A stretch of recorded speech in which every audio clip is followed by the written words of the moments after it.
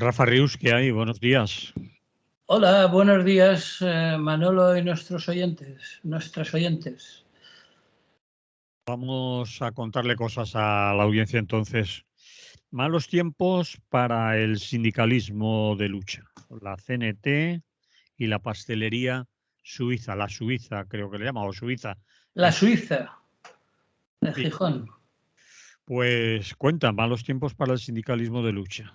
¿Qué pasa? Bueno, lo primero que hay que contar es que mañana sábado, a las 12:30, hay una manifestación en Madrid convocada por la CNT frente al Ministerio de Justicia para protestar contra la parcialidad judicial y la persecución igualmente judicial de los sindicatos combativos que no participan Rafa, en la habitual traición de los llamados agentes sociales.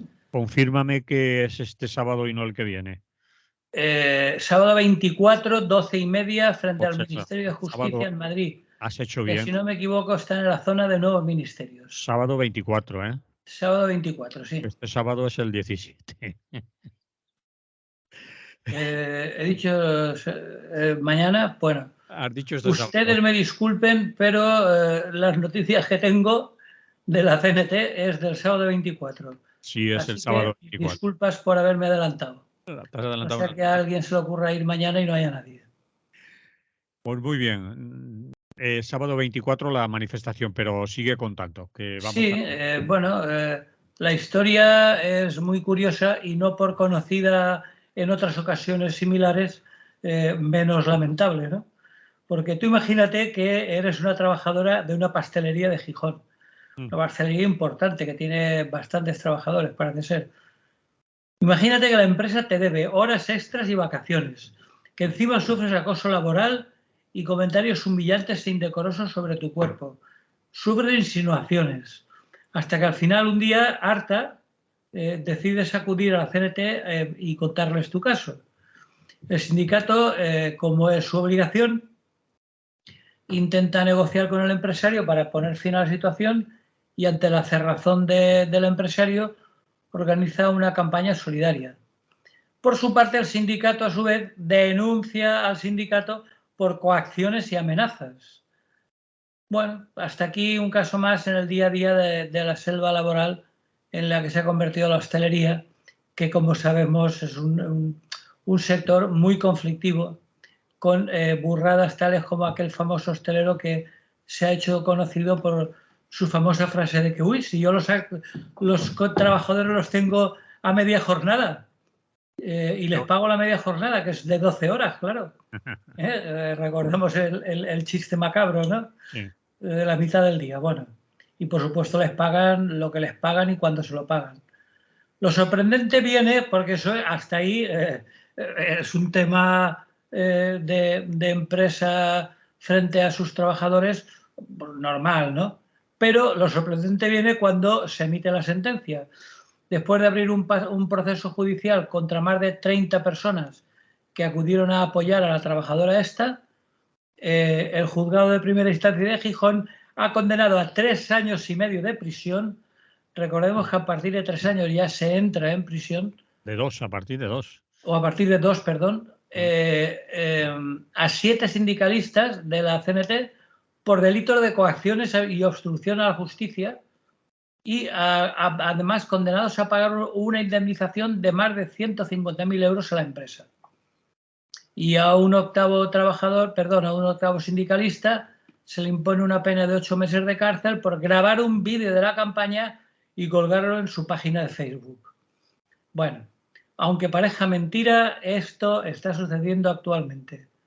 Y no en las primeras décadas del siglo XIX, del movimiento obrero y todo aquello, sino en este siglo XXI, que no ganamos para sobresaltos en el tema judicial y sobre todo en el tema sindical, ¿no? Los sindicalistas condenados a prisión son parte de los manifestantes que se reunían, se Sí, manifestaban. sí, parte de los 30 que, por supuesto, formaron piquetes, lo cual era bastante molesto para la gente que quería entrar a comprarse un croissant, pero que no pasaba de ahí la cosa, vamos, es decir, de hecho no se han atrevido a acusarlos de ningún acto de violencia, ¿no? Entonces, bueno, para entender algo de este absurdo, habría que ponerlo en contexto, porque el juez es un tal Lino Rubio, que popularmente lo conocen allí como el justiciero de Poniente, y que destaca por sus sentencias contra todo lo que huele a activismo social. De hecho, en ocasiones ha apurado al máximo la vieja legislación antisumisión para que las condenas a los antimilitaristas sean lo más duras posibles, ¿no? Ha condenado ya a algunos sindicalistas históricos de la Naval, de Gijón, a 3 años de cárcel por destrozar una videocámara durante una protesta en el astillero. Les ha salido cara la videocámara. Y bueno, esto también hay que contextualizarlo sabiendo que los dueños de la pastelería son conocidos por sus vínculos con la política local conservadora e incluso han formado parte de una denuncia conjunta de un grupo de hosteleros en la que se trata de ilegalizar al sindicato de la CNT, denunciándolo por extorsión y, ojo, asociación ilícita. Es decir, yo no sabía que un sindicato pudiera ser considerado asociación ilícita, pero bueno, eso evidentemente a tanto no han llegado. Aparte, sí, dime. Cosa, que aparte de mala fe y otras cosas, es ignorancia supina, pero en fin, por su parte. Bueno, ignorancia supina y mala intención, porque ellos tendrán sus abogados. Sí. Y la denuncia la habrá tramitado un abogado. Un abogado sabe perfectamente que no puede acusar de asociación ilícita a un sindicato legalmente constituido. Vamos, es decir, es un absurdo. Afortunadamente, en este caso, los sindicatos la han rechazado reiteradamente, ¿no? Bueno, y es curioso que el empresario, que supuestamente, según él, ha sido arruinado por la campaña sindical, ha contratado a un tal Javier Gómez Bermúdez, que es expresidente de la de la Sala de lo Penal de la Audiencia Nacional, que era la que se encargaba de los delitos de terrorismo, ¿no? Gómez Bermúdez fue quien presidió el tribunal y del juicio por los atentados del 11M en Madrid.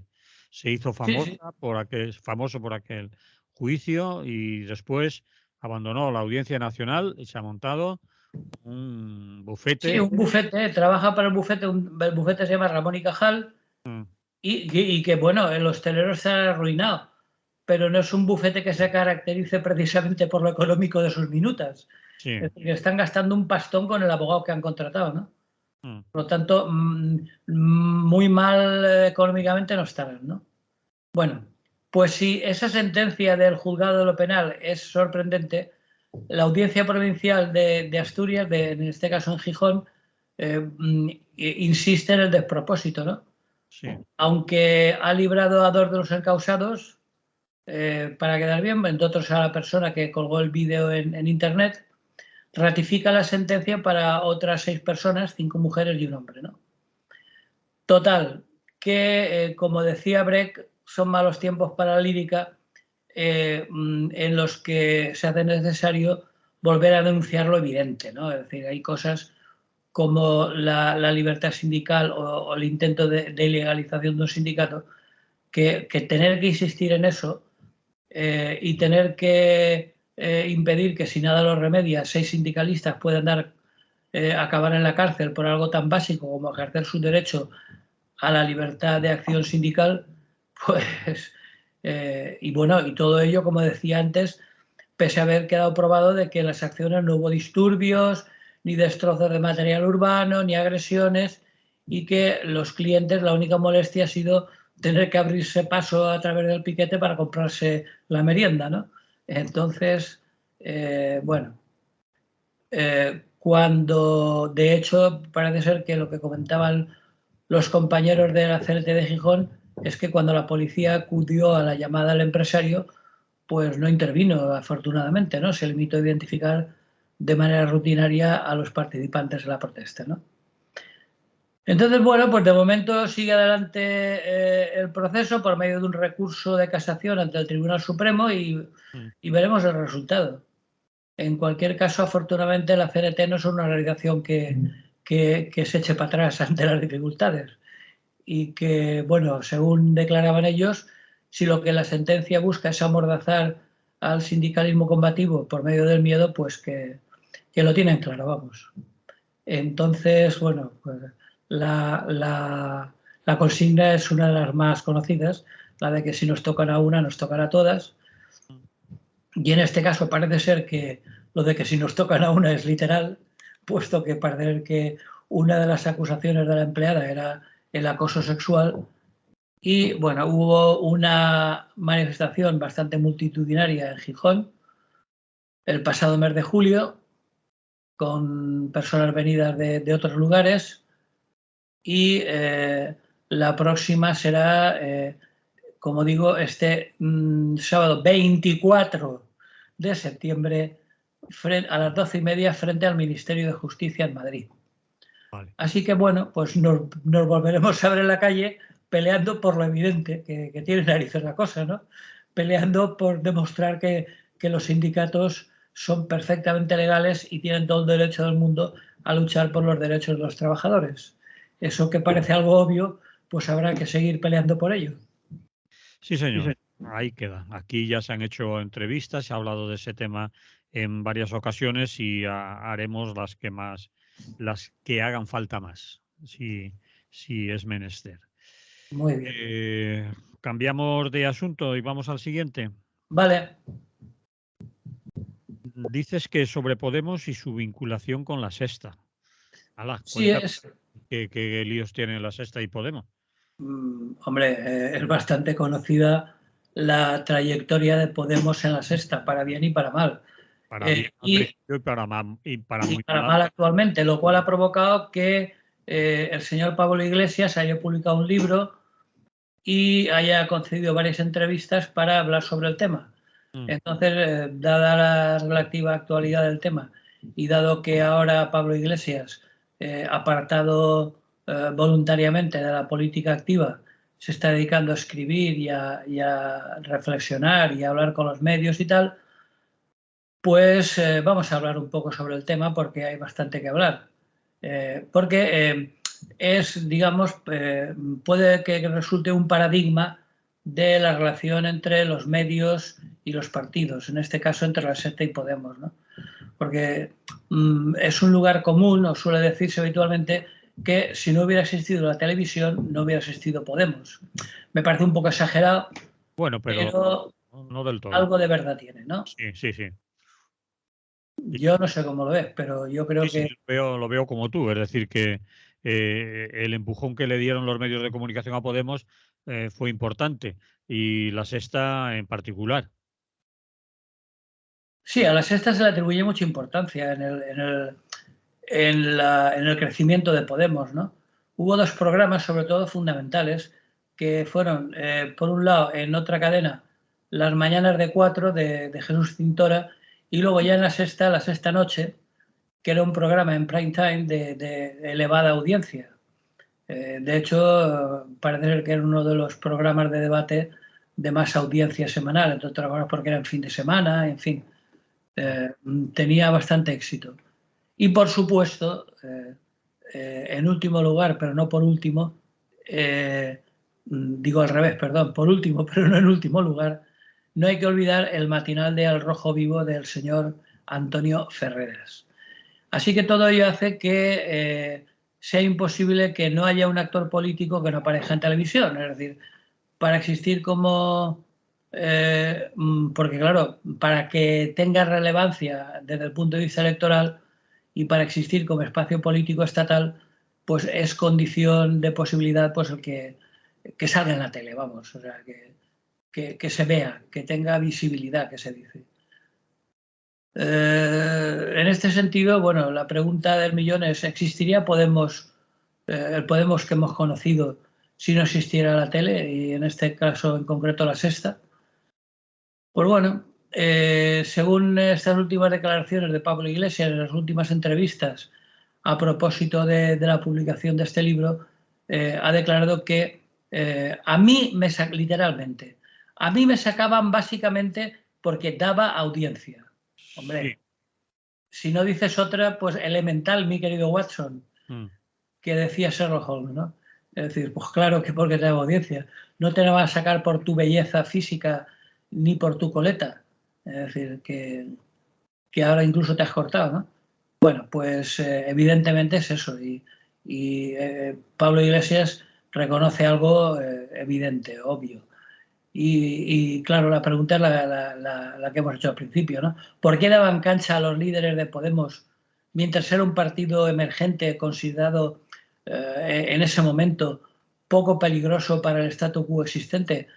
Y dejaron de darle tanta cancha cuando pasaron a ser un peligro potencial, cuando sacaron una buena tajada electoral y vieron que incluso llegaron en sus momentos de mayor optimismo a hablar de sorpaso al PSOE y todas esas cosas, pues drásticamente se pudo observar una disminución radical en sus minutos de televisión, ¿no? Sí, sí.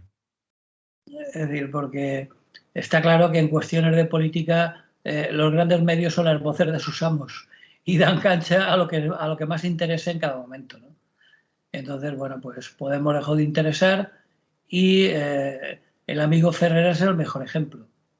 Es decir, dejando aparte a Inda y a Maruenda, que son los comisarios políticos de la cadena, encargados de proteger el buen orden de los debates y cortar cualquier intento de insubordinación, pues el resto de contertulios de casi todo el espectro político parlamentario, porque eso queda muy bien, que estén unos y otros y que incluso hay algo de debate, pero cuidándose de mantener sus críticas en el ámbito de lo políticamente correcto. Vale discutir y vale ciertos enfrentamientos, pero sin pasarse, porque para ahí están los comisarios, para ello están los comisarios Sinde y Maruenda, que vuelven otra vez a las aguas del cauce que quiere la cadena que les paga, ¿no? Entonces, bueno, pues así las cosas, pues está claro que Podemos ya no interesa. Es decir, electoralmente cada vez es más irrelevante, incluso en el gobierno pues tiene propuestas que se desmarcan en bastantes ocasiones del buen orden socialdemócrata del PSOE y evidentemente se les ha acabado el chollo de la propaganda gratuita en la sexta. Y ya se sabe que lo que no sale en el prime time de la tele pues no existe para desgracia de Podemos. Yo lo veo así y veo un futuro bastante incierto para Podemos porque si no salen por la tele sus resultados electorales se van a resentir. No sé cómo lo ves, pero yo lo veo así. Bien, es cierto que ha bajado mucho su, digamos, presencia en los medios, en algunos en particular, especialmente, obviamente, en la sexta, porque ahora son enemigos acérrimos. Y en la pública, pues, aparece el tiempo que les corresponde legalmente por su representación parlamentaria y que los medios públicos no tienen más remedio que darles la cancha que legalmente les corresponde. En fin, desde mi punto de vista, Podemos será pues lo que ha sido Izquierda Unida, en su tiempo el Partido Comunista, y no creo que lleguen a igualar incluso los mejores momentos de Julián Guita de hace años. Hombre, yo de todas formas, Manolo, no sé cómo lo verás, pero si en el improbable caso de que Podemos volviera por sus fueros y volviera a interesar políticamente a los grandes medios, pues posiblemente igual volvían a darle algo más de cancha, ¿no? No, nunca va a interesar Podemos a los grandes medios, Rafa. Interesó en aquellos momentos, por lo que hemos dicho al principio, por levantar audiencias, por situar el canal de televisión en un nicho de audiencia que no estaba ocupado, es decir, la izquierda del PSOE, pero parlamentaria, sin pasarse, no la izquierda extraparlamentaria revoltosa y libertaria que hay por ahí, esos no, esos están censurados y son ninguneados en todos los medios. Bueno, aprovecharon aquel momento y ahora ya saben de qué va. Los grandes medios, sus dueños, no creo que estén por aupar a una señora como Yolanda Díaz, del Partido Comunista, es militante de comisiones, bueno, es militante, no, por lo que yo sé, militante de comisiones obreras, no sé si sigue afiliado o no, pero lo fue durante mucho tiempo, su familia viene de ahí además, y con toda esa trayectoria, los grandes medios no van a estar por la labor. En aquellos tiempos lo hacían por interés propio, por las audiencias, sin pasar. Ya, por eso decía que si las audiencias vieran que se inclinaban por ahí, cosa como digo, bastante improbable, pues como ellos se deben a sus audiencias, es decir, no es nada personal ni nada ideológico ni nada por el estilo, ellos van a lo que interesa, pues si sus amos les decían que había que darle algo más de cancha, pues, pero vamos, lo veo improbable. Que vuelva a suceder una época como la resaca del 15M, Podemos, Pablo Iglesias, un tipo con coleta, etcétera, etcétera, todo aquello de asaltar los cielos, los círculos, eso fue una experiencia que no creo que se creyeran ni desde el propio Podemos. La prueba es que en cuanto pudieron acabaron con los círculos, con la democracia de base, con la novedad en la política y se fueron al puro y duro de arriba a abajo y aquí mando yo y el líder decide, ¿no? Mm. Todo eso ya No, pasó. pero yo lo decía, Manolo, en el que, como digo, improbable caso, se vuelva la situación social llegar a ser tan tensa y tan insoportable, lo cual no es descartable al paso que vamos, que se produjera una segunda parte, una segunda versión del 15M. Si se produce una segunda versión del 15M con las intenciones que en principio el 15M podía tener, que ya no era novedad, de cambiar el sistema, lo que espero que harían los medios, o creo que harían los medios, no es que lo desee, es ocultarlo, negarlo, porque hoy en día hay propuestas políticas, sociales, sindicales, en todos los terrenos que van de 15M y de más allá, y son ninguneadas, son todos los días acalladas. El sindicalismo combativo del que hablabas al principio no va a aparecer en los medios de comunicación, no va a aparecer su propuesta social en los medios de comunicación. Ahí tienes el movimiento aún contra los desahucios, sigue activo, ya no es de moda, no va a las tertulias. Eso ya pasó. Pasó en un momento dado que era novedad, pero ahora ya es peligroso. El Ya. problema, Manolo, es que tanto los desahucios como el movimiento de los pensionistas, que hemos tenido dos importantes casos en Valencia en esta última semana, tanto de desahucio como de el pasado jueves, una manifestación de pensionistas, etcétera. El problema es que es una cuestión de masa crítica que se llama, es decir, de que no hay gente suficiente como para montar otro 15M. Pero eso va No en serio. porque porque la situación no lo requiera, ojo. Claro, pero eso van en serio, Rafa. Eso no van de movida parlamentaria para un poco novedad política, para entretener a gentes que se consideran revoltosas, que estarían en movimientos sociales o estaban en movimientos sociales y si los llevamos al Parlamento mejor. Hasta cierto punto, Podemos, en su mejor época, desmovilizó a gran parte de las luchas sociales que montaron o que acabaron como resultado en un 15M. Las llevaron al cauce del parlamentarismo y del vótame cada 4 años que yo te lo arreglaré con mis escaños en el Parlamento. Eso fue el resultado de Podemos, sino aquella lucha sin líder y autogestionada hubiera sido otra cosa, ¿no? Creo yo. Es decir, que movimientos sociales. Sí, pero el problema, Manolo, para mí no es tanto Podemos, sino la gente de base.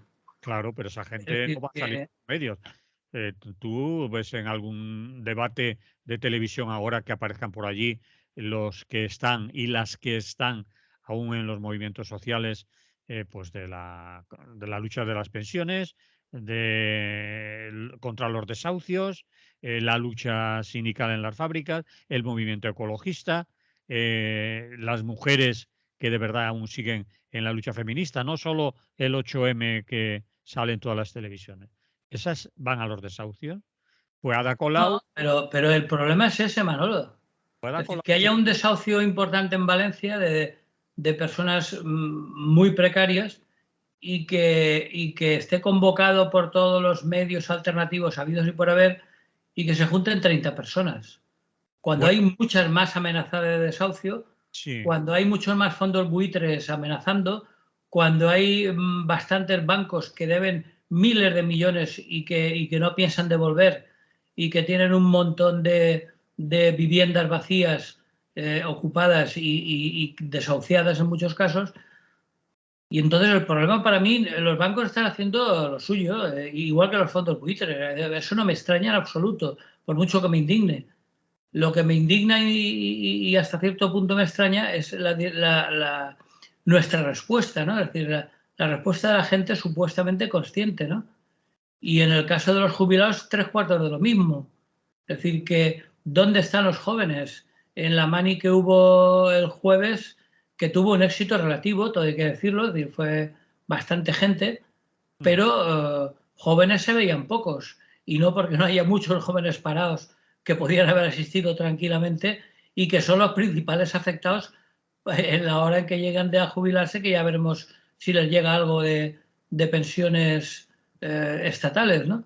Entonces, eso es lo que me indigna. La respuesta de la gente totalmente manipulada o dejada manipular por los medios que están destinados a ello y que no hay respuesta popular. Si Eso, esa, si esa gente fuera a los debates, estuviera más visibilizada en los medios de comunicación, quizás hubiera más gente en esas movilizaciones. Pero no van a salir, Rafa. Los van a nombrar quizás de pasada en 30 segundos o 15 en un informativo, en un recuadro pequeño en un periódico y se acabó. Esa gente no. claro, pero los medios que le dan cancha, por ejemplo, Bueno, Radio Clara que llegará potencialmente a más claro, de 1 millón de oyentes. potencialmente sí. Potencialmente digo, ¿cuántos de ese más de 1 millón de oyentes realmente escuchan los programas reivindicativos de Radio Clara? Pues una minoría, O obviamente. sea, ¿qué estudios de audiencia demuestran que Radio Clara tenga más allá de un puñado de miles de oyentes? Lo cual está muy bien, tal como está el patio. Vamos a ver, el último estudio de audiencia, si te metes en ese terreno, dijo que teníamos más de 100.000 oyentes mensuales y ahí están. Pero eso no es nada porque Ahí eh, están y ¿dónde están en la calle? pues no están en la calle, no estamos en la calle, ¿eh? Por No, eso digo que digamos ni que no, siquiera... no están esos, estamos nosotros. Ah, no, claro, Ahora evidentemente. de los que nos están oyendo, va, cada uno y cada una que nos está oyendo, que me diga, que se lo diga a ella misma, he estado en la mani de las pensiones, he estado contra los desahucios, salgo a la calle cuando me convocan, desde Radio Clara o desde las organizaciones que están a la izquierda en el Parlamento o más allá del Parlamento. No, estamos desmovilizados y yo insisto, gran parte de esa responsabilidad la han tenido los que se han puesto al frente y han dicho, deja de luchar, déjate en las calles, yo te lo voy a arreglar, vótame cada 4 años, que yo asalto el cielo, ¿eh? Sí, pero ellos continúan insistiendo en que, bueno, que porque yo eso estoy harto de oírlo, que no hay que abandonar las calles, que hay que continuar Va. luchando en ellas y que tal y que cual. Pero Si luego, a no la hora hubieran de la abandonado verdad, las calles, Rafa, a esta manifestación, por ejemplo, de los pensionistas hubieran convocado, hubieran estado ahí con sus pancartas y se hubieran movilizado todos sus votantes. Y en la madrugada, mañanas de estos días pasados, en los desahucios aquí en Ciutat Bella, hubieran convocado y hubieran invitado a ir. No les parece mal, está bien, esos chicos lo hacen bien, pero nosotros ya estamos preparando. estamos por encima de todo eso. Nosotros no, por encima no, estamos preparando las listas electorales de las próximas municipales, viendo a ver quién va aquí, quién va allá, y con las cuestiones internas de la organización y tal y cual. Pues una organización parlamentaria.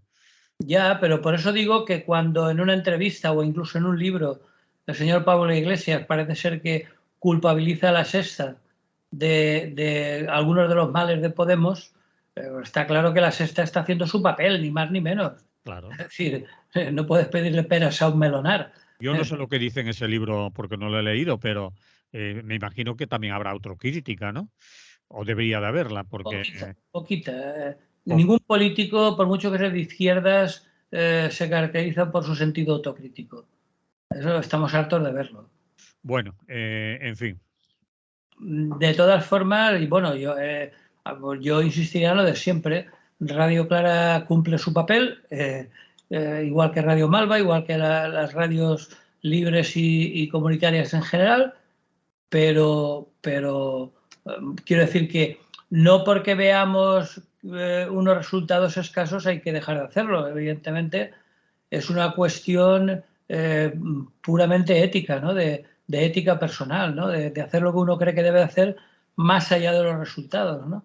Porque si no, pues te No, sientas en el sofá a ver la tele y ya se ha acabado, ¿no? sí, eso es lo que nos pasa a muchos. Es decir, que muchas veces criticamos determinados programas de televisión, decimos, ala, como lo que ha hecho, por ejemplo, ahora el caso del Rojo Vivo, pero a tal hora enchufamos, a ver, por si acaso, ¿no? Por si acaso, a ver lo que dice, ¿no? Y nos pondremos más o menos nerviosos o nerviosos cara a la caja tonta, pero el botón le damos. No, quería decirte que no solo es responsabilidad o cuestión de los medios alternativos, sean estos radios, periódicos, webs o lo que sea, sino de las organizaciones, que las hay también, que están convocando y llamando a la gente, que van desde sindicales, organizaciones sociales, partidos políticos, etcétera, que también están ahí diciendo que hay que salir a la calle. No todos están diciendo, vótame que ya te lo arreglo yo. Hay otras que no. Sí, La gente no sale porque no quiere o no lo cree conveniente o tiene otras cosas que considera más importantes que hacer. No les vamos a reñir, ¿eh? no se trata de reñir a nadie. Cada cual es muy libre de manifestar sus opciones personales en cada caso, ¿no? Pero sí que tenemos que hacerlo mirar cada uno. Precisamente en el caso de las radios libres, aunque sea siendo necesaria, como en cualquier caso, la autocrítica, yo veo que difícilmente podrían ir más allá de cumplir su función, que no es el estar en la calle en directo, que también se ha hecho muchas veces, sino simplemente dar cancha a todas las voces críticas, a todos los movimientos sociales, etcétera, ¿no? Y poco más se puede hacer porque las herramientas son limitadas, tanto técnica como humanamente tiene sus límites y por lo tanto no se puede pedir otra cosa, ¿no? Siempre se puede, dentro de su contexto, ir un poco más allá, pero tampoco demasiado. Es decir, Radio Clara nunca podrá tener la influencia que tiene la Sexta, por poner un caso evidente, ¿no? Y por lo tanto, bueno, pues hacer autocrítica, mejorar en lo posible, pero lo que a mí me indignaba, y por eso lo he traído a colación, es que los líderes parlamentarios, en este caso Pablo Iglesias, que como digo parece ser que ahora tiene más tiempo para reflexionar y dar entrevistas y demás, pues no me creo el rollo de culpabilizar a la Sexta que no hay, y al señor Ferreras, que ya hemos dicho todo lo que teníamos que decir y más, y poco bueno, pero que al fin y al cabo está en su papel. Y Sí. por lo tanto, pues, tampoco se puede pedir mucho más, ¿no? En fin, pues podemos darle más vueltas, pero acabaremos siempre diciendo más o menos lo mismo. Así que si quieres, lo dejamos ahí, cambiamos de tema. Y después la gente, si quiere llamar cuando acabemos y decir la suya, lo podrá hacer. Muy bien. Extremadura alza la voz por un tren digno. Sí, ¿Cómo te no, vas? es un tema viejo. Pero ¿cómo te vas a Extremadura? ¿Qué pasa? Pues porque ese ha sido el día de Extremadura. Ah, es decir, Y el motivo por el que te vas a Extremadura es porque ha sido su día. sí, porque ha sido el día de Extremadura. Vale. Y lo que ha marcado esta efeméride en el año 2022, una vez más, ha sido la lucha de todo un pueblo que se siente abandonado tanto por la administración regional y estatal como por la Renfe. Porque incluso ahora se ha inaugurado un tramo de alta velocidad. ¡Guau! El mes de julio pasado. Y claro, por supuesto, fue incluso las dos máximas autoridades del Estado. Bueno, solo faltaba la Meritxell Batet. Fueron el Felipe VI y Pedro Sánchez. Pero eso ha sido la gota que ha colmado el vaso de la indignación de los extremeños, ¿no? En palabras de los portavoces de la plataforma que ha convocado una marcha en defensa de un tren digno, pues bueno, han denunciado pues, que es un tren que no está terminado, que todavía funciona a gasoil, es decir, que toda la red eléctrica española prácticamente, no sé el porcentaje, pero posiblemente llega al 90%, está electrificada. Bueno, pues de las pocas que quedan por electrificar es la que llega hasta Extremadura. Entonces, bueno, tiene averías continuas, retrasos continuos, quedarse tirados en medio de la vía es algo bastante normal y uno de los narradores más conocidos de la región, que es Luis Landero, terminó su parlamento en el Día de Extremadura de una manera bastante contundente. Dijo: queridos políticos, en confianza y cordialmente, sois unos canallas. O sea, lo dijo clarito, ¿no? Entonces, pues eso, se han hecho manifestaciones donde se quejan de la farsa de la inauguración del nuevo tren y hay una movida social bastante importante, puesto que evidentemente son relativamente poca gente, tanto Cáceres como Badajoz pertenecen en su mayor parte a la España vaciada, es la región junto con Andalucía más extensa de España, son las dos provincias más grandes de España y bueno, desde el punto de vista de la comunicación, de las comunicaciones, están totalmente abandonadas.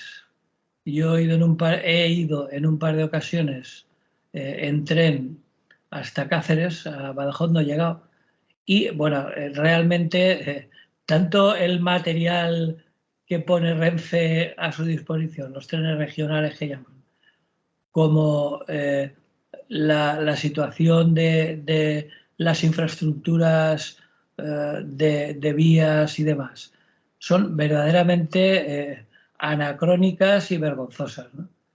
Y bueno, estamos hartos de ver continuamente gente por las vías porque hay un tren que se ha parado durante no sé cuánto tiempo y no hay manera de ponerlo en marcha. En fin, una situación absolutamente caótica. Entonces, bueno, pues reclamar para Extremadura, darle la razón, vamos, a la reclamación de un tren digno, porque una vez más, y como diría nuestro compañero Ferrandis, ferroviario de pro, aquí en España parece ser que solo exista el AVE. Y todo para el AVE.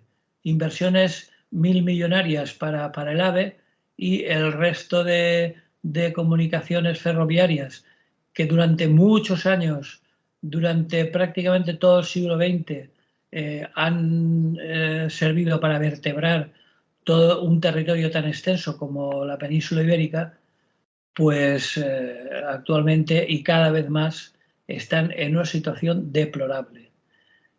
Yo en este caso, personalmente, en esta semana pasada he tenido la oportunidad de viajar a Cádiz en un trayecto famoso históricamente que es Barcelona-Cádiz, que es un tren que históricamente fue muy conocido y llevó muchos emigrantes a Valencia y a Barcelona. Bueno, pues era absolutamente... bueno, el viaje ha sido una auténtica odisea. Lo único que ha sido de bueno, lo que ha tenido de bueno es que me van a devolver el importe de los billetes porque tanto a la ida como a la vuelta tuvo un retraso de más de una hora. Quiero decir que no es solo Extremadura, hay también otras zonas bastante abandonadas. Y entonces, bueno, pues denunciar esa situación, insistir una vez más en que el tren, el tráfico ferroviario es fundamental en la vertebración de un montón de pueblos de regiones olvidadas y de comarcas olvidadas de eso que llaman España, y que, por lo tanto, aprovechando el caso de Extremadura, que es un caso extremo, pues denunciar que eso sea así. Hace poco se suprimió la comunicación con Cuenca desde Valencia. En fin, hay un montón de casos que son absolutamente denunciables, ¿no? Y que, bueno, habrá que insistir una vez más, denunciarlo, denunciar, por supuesto, que un gobierno que se autocalifica a sí mismo de gobierno de progreso no puede olvidar ese tipo de cuestiones fundamentales, y sobre todo porque afectan a las personas más precarias, de las que tanto dicen preocuparse, y que, bueno, pues las tienen absolutamente olvidadas. En Extremadura la situación es tan grave y tan extrema que, bueno, han salido a la calle y están haciéndose oír desde el punto de vista nacional, ¿no? de todo el Estado. Pero, como digo, no son los únicos, ni mucho menos. Y aquí en Valencia, sin ir más lejos, tenemos varios casos, y en algunos casos, como el que he padecido yo esta semana para desplazarme a Cádiz, pues es absolutamente vergonzoso. 1 hora 40 minutos de retraso a la ida y 1 hora 20 minutos a la vuelta. O sea que es absolutamente increíble. Pero bueno, así está la situación, y bueno es que, aprovechando el Día de Extremadura, los extremeños se hagan oír, a ver si la cuestión por lo menos empieza a visibilizarse, ¿no? Muy bien, dicho queda. Vamos apurando porque nos quedarían 9 minutos de programa, así que más o menos, ¿eh? Vale. Lula aumenta su ventaja sobre Bolsonaro a un mes de las elecciones. Sí, un poco menos de un mes, unos 20 y pico días creo que queda, no sé exactamente el día.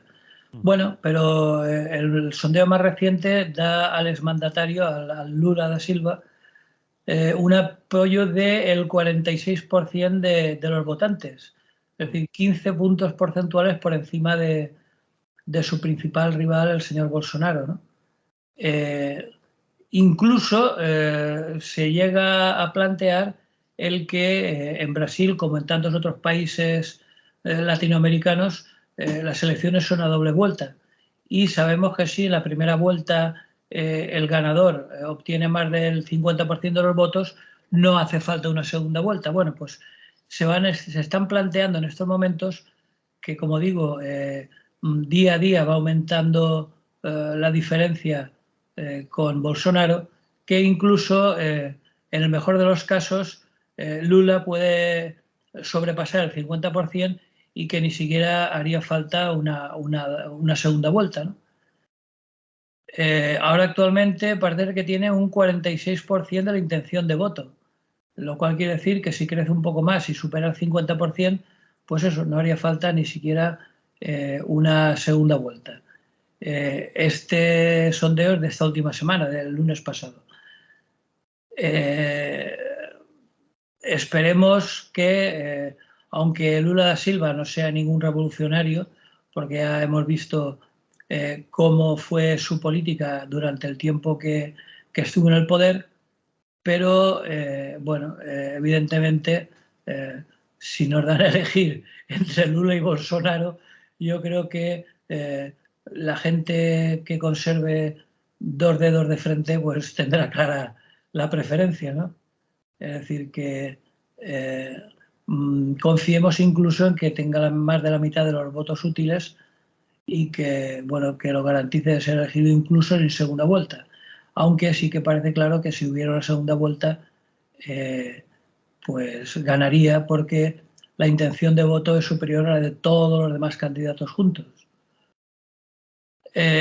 Y el único problema es que el periodo electoral está siendo en Brasil bastante complicado. De hecho, ha aparecido la violencia. Hace unos días un fanático partidario de Jair Bolsonaro mató a un compañero de trabajo porque en una discusión entre ellos el compañero este apoyaba a Lula da Silva.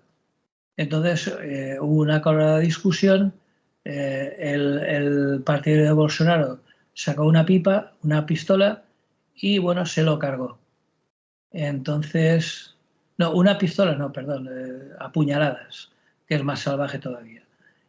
Y bueno, ha habido varios incidentes de este tipo, ha habido numerosas peleas a golpes y mm, a pesar de ello, como digo, parece ser que la elección de Lula da Silva está bastante clara.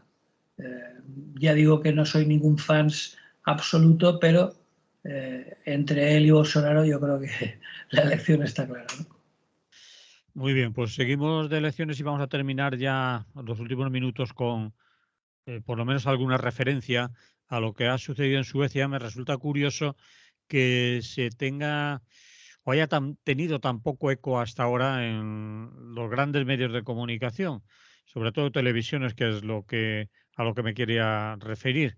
En prensa escrita, en algunas ha salido o se ha comentado lo suficiente, pero parece ser que nos interesan mucho determinados países, Francia, Alemania, Italia, pero ya cuando nos vamos más hacia el norte tiene que suceder algo muy extraño para que los medios se ocupen de ello.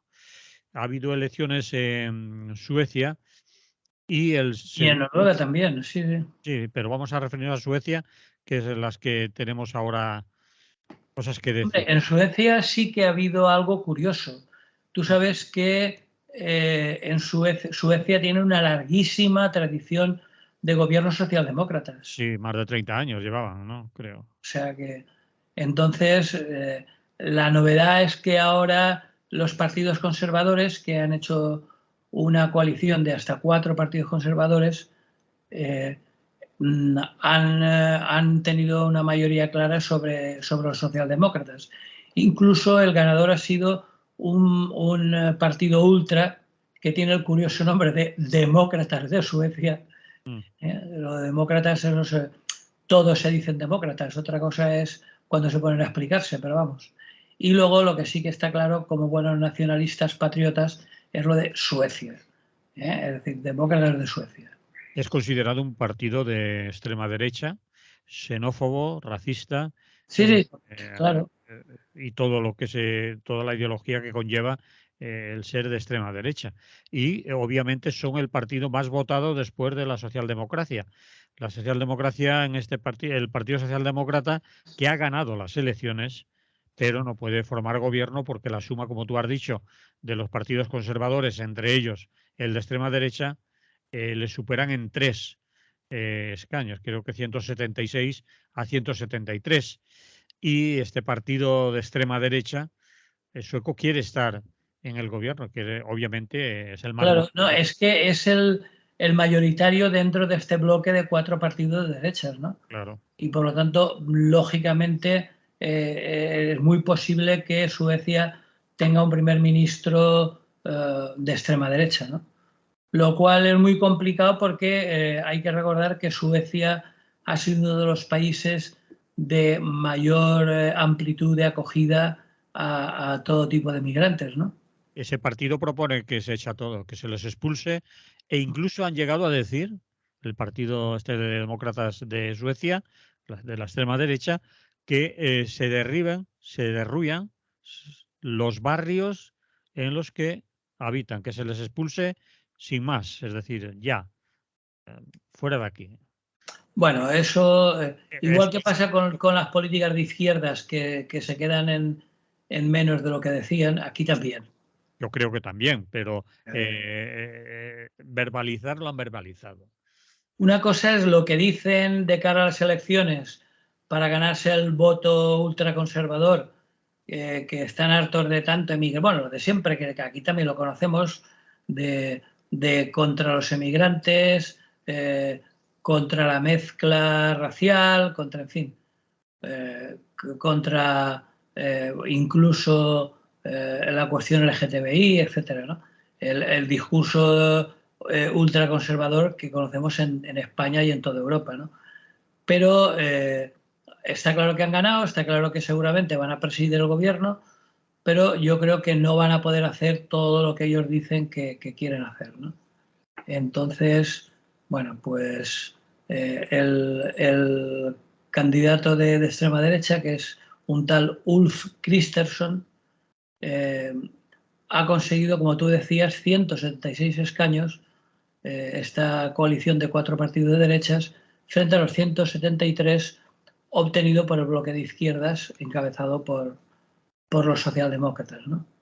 Entonces, bueno, lo más importante, como tú decías, es el movimiento anti-inmigración y veremos qué pasa porque, aunque, como digo, no creo que hagan todo lo que han propuesto de cara a las elecciones, pero en cualquier caso sí que podemos aventurar un partido bastante negro para... Sí. Y es un cambio de tendencia importante, teniendo en cuenta lo que hemos dicho, que los socialdemócratas llevaban prácticamente muchísimos años gobernando en Suecia. Siguen ganando las elecciones, pero es insuficiente. Es decir, que... Sí, ¿no? Y en Suecia siempre han sido tradicionalmente o mayoritariamente personas de mentalidad abierta de cara a este tipo de temas, ¿no? Sobre todo de cara al tema de la inmigración. De hecho, a partir de los grandes flujos migratorios de esta última década, seguramente no tengo cifras exactas, pero posiblemente haya sido el país de mayor número de migrantes acogidos, ¿no? No me atrevo a decir yo nada de eso ni No, aventurarme. pero poco faltará. Si no es Alemania, Alemania seguramente. creo que le ganará, pero en fin, no voy Pero a... vamos, que ha sido siempre bastante abierta de cara a la recepción de migrantes, incluso de migrantes latinoamericanos, que hay una minoría importante, ¿no? Sí, sí. Entonces, y bueno, y por supuesto, desde el punto de vista social, hay un montón de ayudas sociales a la educación, a la vivienda, en fin, un montón de cosas. Y bueno, pues se augura un periodo bastante negro desde ese punto de vista, pero en fin, esperemos a las próximas elecciones. Bien, pues lo vamos a dejar aquí, Rafa. Muy bien, ¿Eh? nos escuchamos la próxima semana, si te parece. Y en la calle te quiero ver, con todo lo que le has dicho a la gente. En la calle nos queremos ver todo, Bueno, yo se supone si te quiero ver en la calle es que yo estaré allí. efectivamente. Si no, ya te enviaré un vídeo. Muy bien. Hasta Vale, Manolo, pues nada, salud y buen día. salud.